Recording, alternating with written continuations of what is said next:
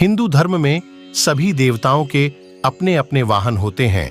जैसे भगवान विष्णु का वाहन गरुड़ है, मां लक्ष्मी का वाहन उल्लू होता है, भगवान गणेश का वाहन मूषक होता है, उसी तरह भगवान शिव की सवारी नंदी है। आपने शिव मंदिरों में देखा होगा, भगवान शंकर के साथ बैल रूपी नंदी की मूर्ति भी रहती है। शिव भगवान के साथ नंदी की पूजा करना भी जरूरी होता है। भगवान शंकर नंदी के माध्यम से ही भक्तों की पुकार सुनते हैं। लेकिन क्या आप जानते हैं नंदी कैसे भगवान शिव की सवारी बने? आइए जानते हैं शिव और नंदी की ये पौराणिक कथा।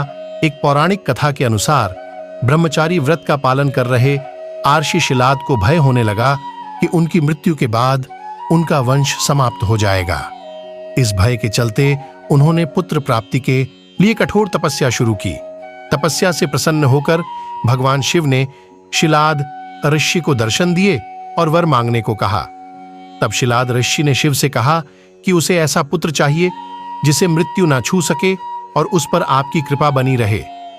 भगवान शिव ने उसे आशीर्वाद देते हुए कहा कि उसे ऐसे ही पुत्र की प्राप्ति होगी। अगले दिन आर्षि शिलाद एक खेत से गुजर रहे थे।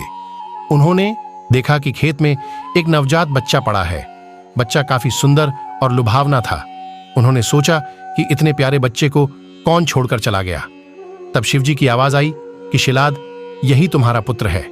यह सुनकर आर्षि शिलाद बेहद प्रसन्न हुए और बच्चे को देखभाल करने अपने साथ ले गए। उस बच्चे का नाम नंदी रखा गया। एक बार आर्षि शिलाद के घर पर 2 सन्यासी पहुंचे। उनका खूब आदर सत्कार हुआ। इससे प्रसन्न होकर सन्यासियों ने आर्षि शिलाद को दीर्घ आयु का आशीर्वाद दे दिया, लेकिन नंदी के लिए एक शब्द भी नहीं बोला। आर्षि शिलाद ने सन्यासियों से इसका कारण पूछा। तब सन्यासियों ने बताया कि नंदी की उम्र कम है, इसलिए हमने इसे कोई आशीर्वाद नहीं दिया।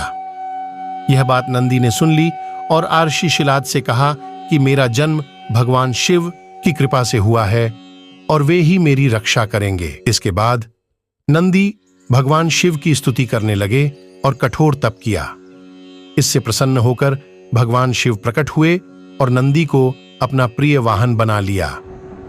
इसके बाद से भगवान शिव के साथ नंदी की भी पूजा की जाने लगी।